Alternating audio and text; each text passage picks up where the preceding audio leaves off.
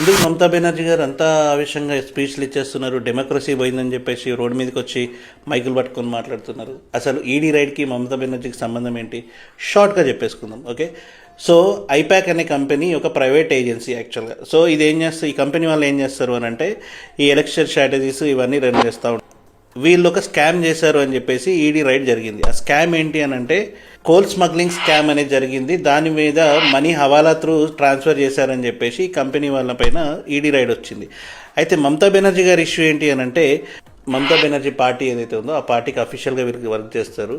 Central government వాళ్ళు అంటే ED enforcement ఏదైతే ఉందో వాళ్ళు రైడ్ చేసేసరికి ఒక్కసారి గవర్నమెంట్ స్టేట్ గవర్నమెంట్ ఏదైతే ఉందో అదే మమతా బెనర్జీ గారి డిపార్ట్మెంట్ పోలీసు వాళ్ళని తీసుకొని అక్కడ ప్రొటెస్ట్ చేసింది.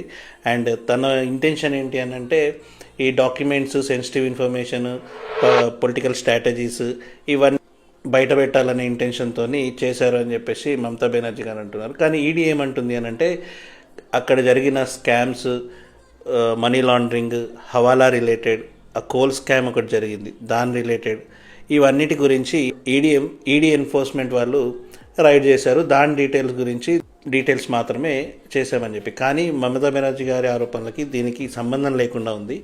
పాయింట్ ఏంటి అని అంటే ఇక్కడ స్కామ్తో పాటు ఇంకేదో దాగుందని చెప్పేసి మమతా బెనర్జీ గారు ఆగమేఘాల మీద వెళ్ళి అక్కడ ఇదంతా రచ్చ చేశారు. ఈ విజువల్స్ ఆల్రెడీ మనం చూసి మైకులు పట్టుకొని డెమోక్రసీ రూపు లేకుండా పోయింది ఇండియాలో అని చెప్పేసి తను ప్రచారం చేసేస్తూ ఉంది.